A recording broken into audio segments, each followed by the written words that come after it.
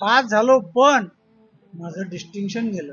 बर. कुशालजी तुम्हाला काय सांगू मी, एखादा विद्यार्थी परीक्षेत नापास झाल्यानंतर जेवढा दुःख होतं तेवढा माझा निकाल लागल्यानंतर मला दुःख झालं. 40 मार्काचे 2 पेपर असायचे आमच्या वेळेला इंग्लिशचे. त्या दोन्ही पेपर मध्ये मला 31-32 असे मार्क होते, म्हणजे डिस्टिंक्शन पेक्षा जास्त मार्क मला होते.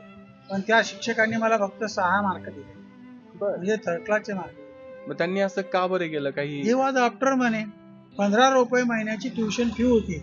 आता तिथे मला महिन्याला 12-15 रुपये यायचे, तर 15 रुपये कुठून द्यायचे? मी जरी नुसते 1 महिन्याची ट्युशन लावली असती तर माझं त्याला मार्क, त्यांनी मला मार्क. अच्छा, म्हणजे ट्युशन त्यांच्याकडेच लावायची होती बाहेर? हा, त्यांच्याकडे घरी जाऊन. बर. 15 रुपये महिना होता, तर त्यामुळे माझं नुकसान झालं.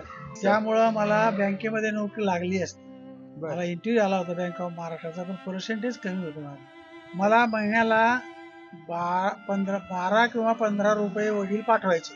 माझ्या खोलीचं भाडं 1.5 रुपये होतं, आणि खोली अशी होती की कोंबड्याचा खुराडा असतो ना, असं वाकून जावं लागेल. बर, एवढी छोटी? हा, पण घरमालकीण एवढी होती की तिने मला मावशी सारखं जीव लावला. क्या बात आहे. परीक्षेच्या काळात सगळ्यांना स्वयंपाक करायला व्यक्ती असायच्या. तिने माझ्या बळजबरी माझ्या डब्यातून पीठ न्यायचं आणि त्या मला जेवायला बोलवायचं, आणि मग मी पेपरला जायचं.